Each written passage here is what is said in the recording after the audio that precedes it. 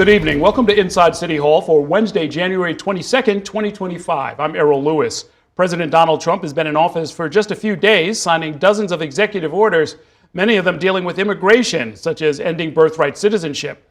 Today, his administration confirmed that it will send 1,500 additional troops to the southern border, while the Justice Department has ordered federal prosecutors to begin investigating state and local officials who obstruct efforts to crack down on immigration. But if it's not just immigration that the administration is focusing on, the White House also announced that all federal employees working on diversity, equity, and inclusion programs will be placed on paid leave. Joining me now to talk about that and how New York will fare with the new administration, we've got Governor Kathy Hochul with us, who also unveiled a $252 billion budget plan for our state yesterday. Welcome back to the program. Great to see you. Great to see you too, Errol. A lot to talk about. I'll jump right in. The president's border czar, Tom Homan, has announced that more than 300 migrants have been arrested. Do you know if any of that happened in New York? No, I'm not familiar with that right now in terms of what they're doing here in the state of New York, but let's get a couple foundational issues out of the way. Our immigration system is broken. We should not have wide open borders as we've had for the last number of years, and it's created a lot of strain in our system here. But the people who've arrived here already, we've been trying to get them work authorization. We spoke about this before. If I can put them to work in one of our 400,000 open jobs, then it's good for the economy. And many people have been here a long time, paying their taxes, putting their kids in our schools, and being part of our society. So it's a challenge for us right now because there's a lot of hostile threats coming out of Washington, but we have to be prepared to do what's right. And also, it is crystal clear to me, if someone has committed a crime, a serious crime against any New Yorker, they don't belong here. So let's talk about how we can work in this space we do already, work with ICE to remove people who've committed crimes, convicted and sentenced. So that's a different category altogether. I think people would understand that. That makes all the sense in the world. If they need cooperation, we already give that.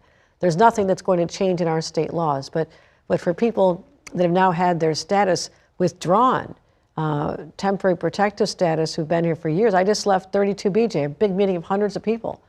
Many of their members and other members out there have this status because it was legal. How do you withdraw something that was legal when they came and then all of a sudden say, no, you have no status, and you're supposed to go back somewhere you've maybe never even lived? Sure. That's the challenge we're facing. Well, I mean, here's another wrinkle, though. Congress passed a bill today that would require the detention and deportation of migrants who have entered the country illegally and have been arrested, not convicted, but arrested for even low-level crimes. Not talking about violence, talking about shoplifting, burglary, things like that.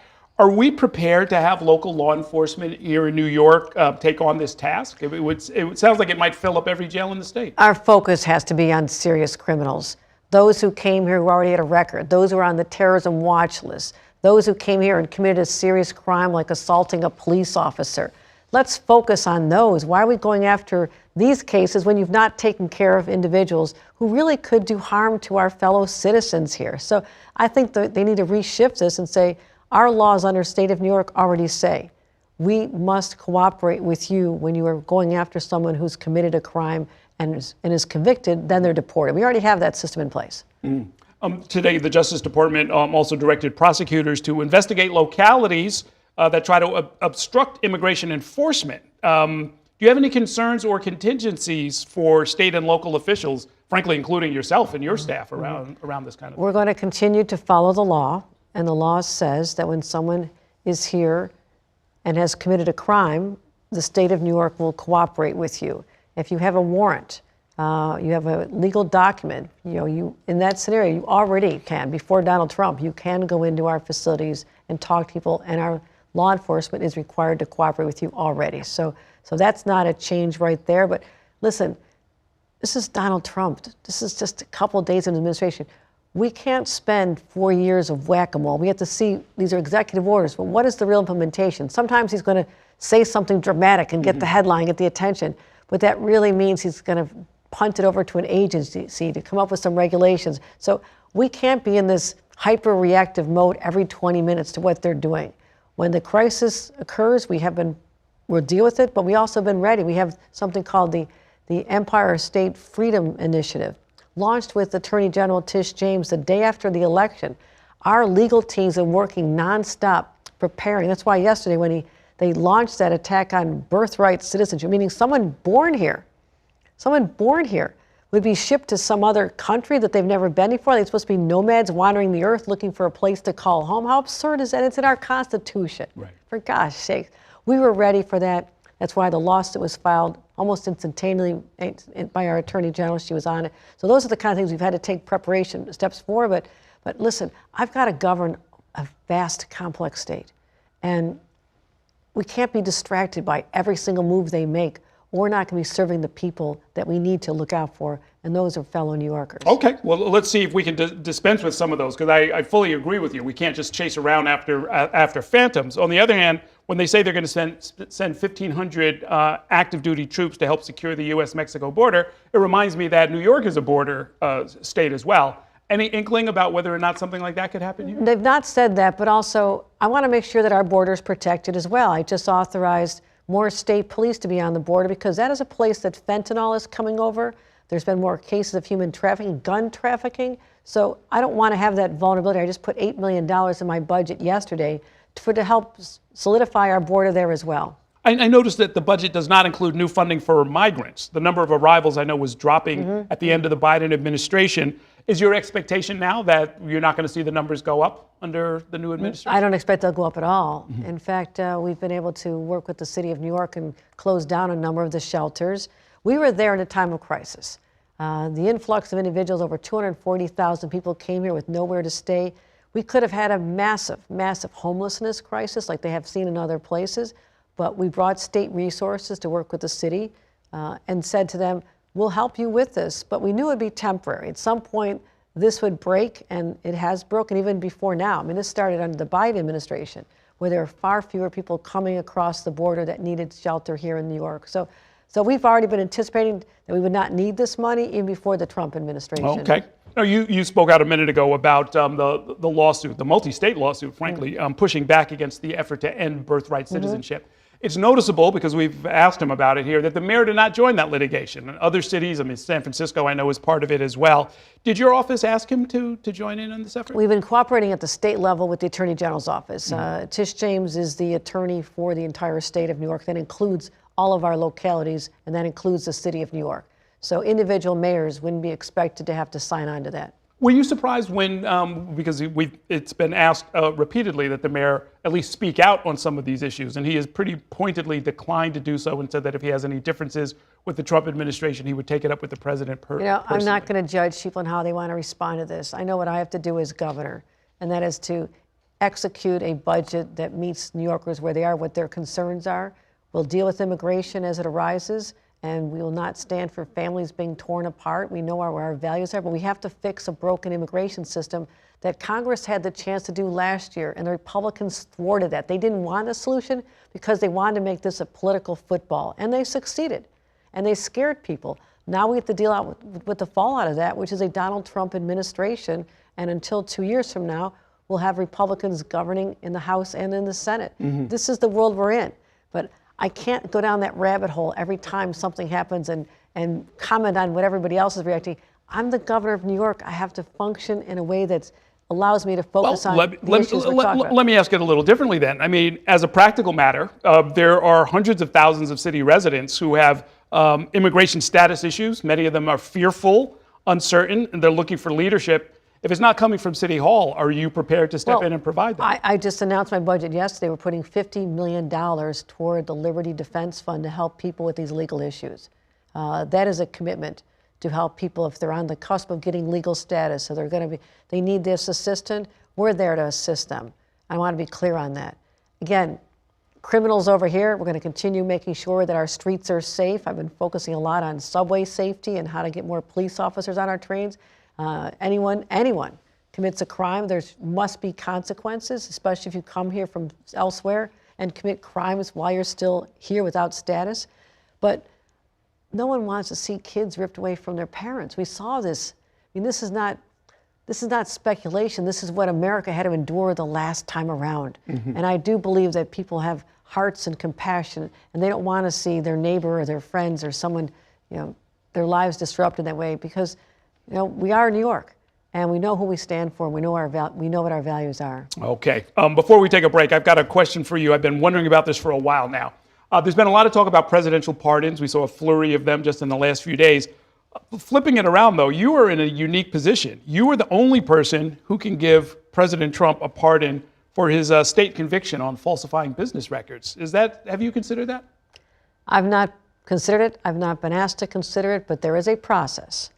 There is a process that an individual must go through. It's not just walk in one day and I wave the magic wand and you're pardoned. Others may do that, but we have a process here. So no one is treated any better or any worse because of what their job may be. So I want to be clear on that. But an important element of that is called remorse. You must have remorse for what you've done. And that's something when I have granted pardons and someone's done considerable time and have demonstrated this and that they've been rehabilitated, then you look at all the facts involved. I just put that out there as some of the criteria to be reviewed. Something to be considered. Okay. We're going to take a short break now, and when we come back, my conversation will continue with Governor Hochul. Stay with us.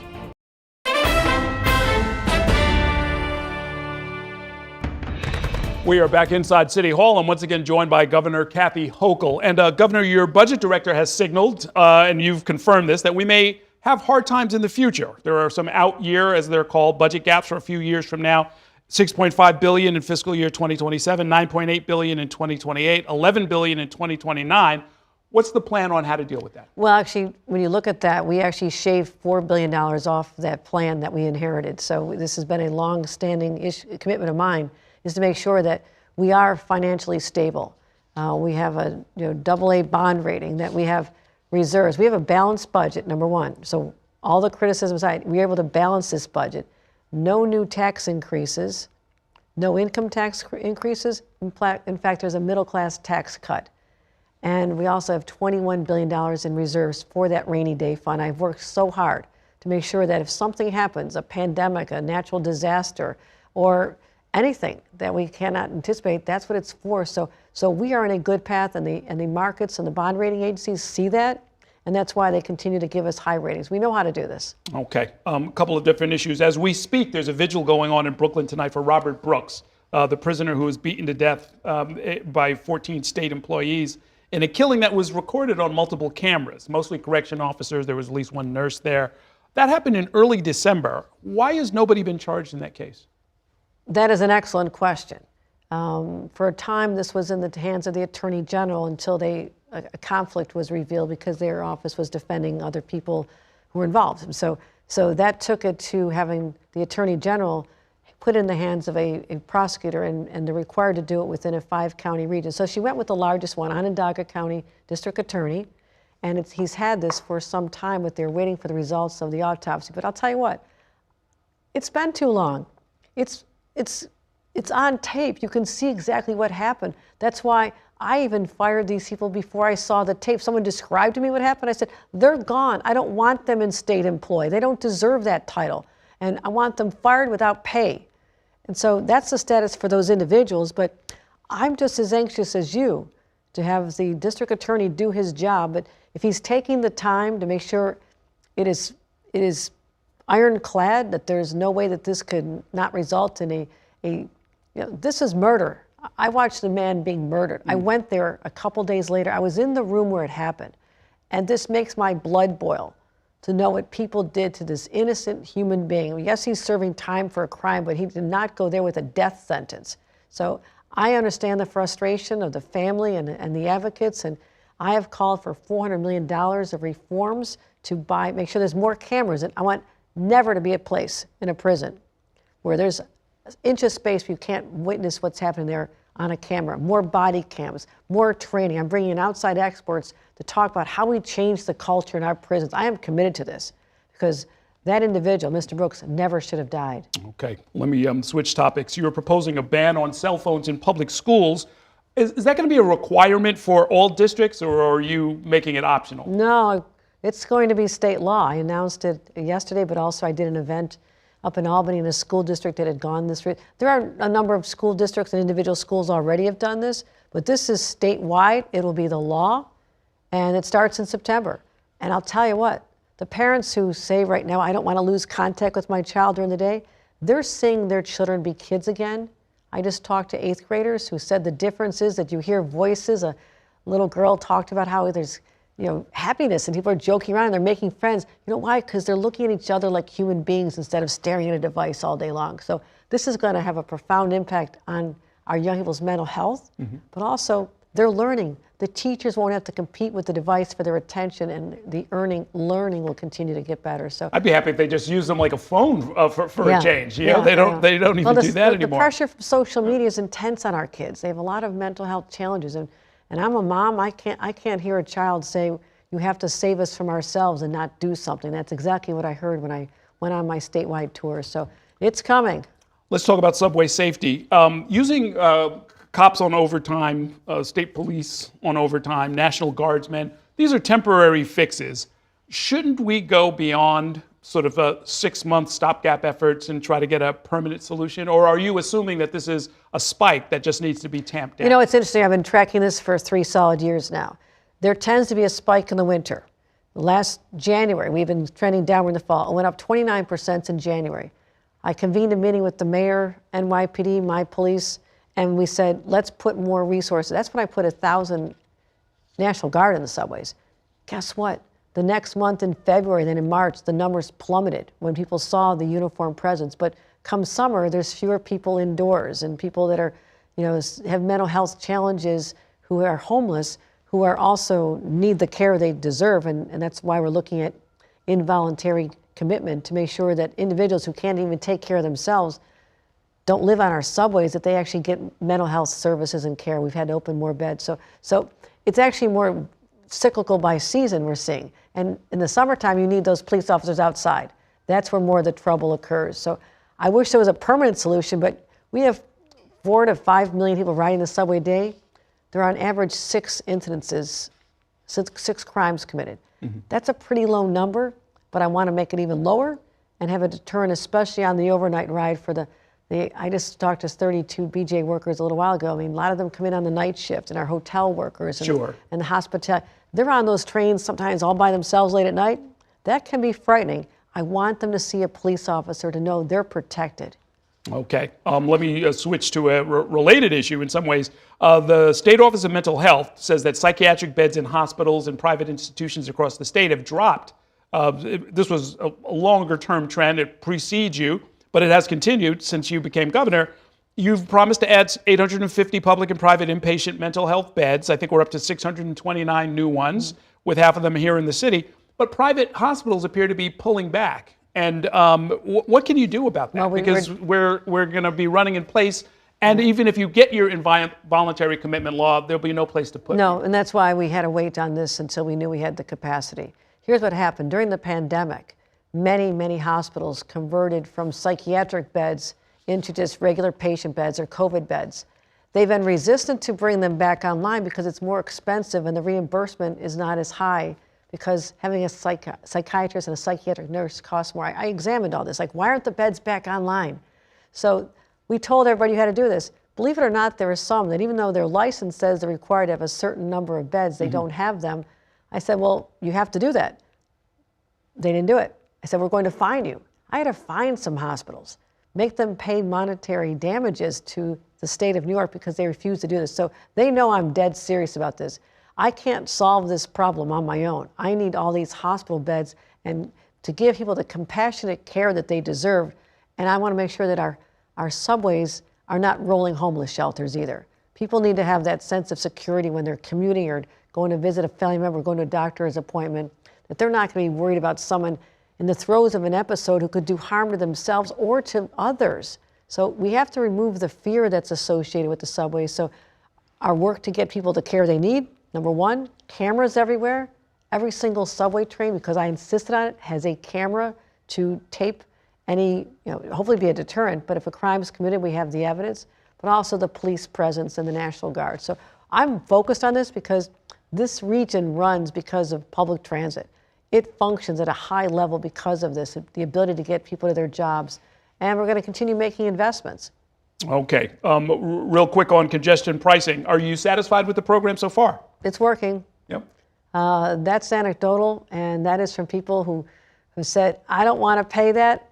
And then they realize, like, you just saved 20 minutes off your commute. Better believe I'll pay it. So it's actually, I'm not declaring mission accomplished. We still need to look at the data, but anecdotally, people are pleasantly surprised at how it's working. What are your folks telling you about the possibility of the new administration canceling or somehow impairing the program? We believe it's secure. I worked very hard over the pause time to make sure that we had all the protections in place. We've been through a lot of court challenges. We've won every single time. No judge has ruled against us in this. So we feel confident of our legal standing, but the Trump administration is unpredictable. Okay. But I want to say this. I do believe that Donald Trump, as a New Yorker and as a property owner, as an employer in this city, knows how critical investments in the MTA are with the money that we're raising from this, and we cannot stop that. It's a 100-year-old system. We have to make those investments. So I'm happy to make that argument to President Trump and appeal to him about how important it is to have the money to make these critically important investments in our infrastructure and our trains and the safety. In our last minute, Governor, there were 3 environmental justice advocates who resigned from a climate panel and mentioned that in your State of the State, you didn't mention environmental or climate justice priorities, and that the decision to maybe dial back or pause on some of the cap and invest program that you had previously championed shows that maybe you're going in a different direction. What's your answer to that? That's not accurate. We are the first state in the nation to have congestion pricing. That was hard, as you know. But that's a commitment to making sure that our, not just investing in infrastructure, but we're protecting the environment. Number 2, just a month ago, I signed the largest state to ever done. The only other state that did this was Vermont, and that is to sign the Climate Change Superfund law, which is going to extract $75 billion out of the largest polluters and make them pay for our ability to build up resiliency and protect communities instead of New York taxpayers. Other states are not doing that. So that to me is leadership, but also anyone who did not look in my budget properly would not, maybe they didn't see, I put $1 billion in to do environmental programs that would have been funded under Cap and Invest, but that will take longer. Without a doubt, we have to get that right. But in the meantime, I said, let's act as if we have the money now and start spending it. So I would say to anyone, if that's not a commitment to environmental justice and fighting climate change, I don't know what is. Okay. We are out of time, but are you going to Kansas City on Sunday? AFC Championship in your Buffalo Bills? No, I've been invited. I have more fun staying here. I go to my favorite Bills bar near my apartment in the city here, and my job is to convert everybody. Of course, we have Jets and Giants fans, love them all.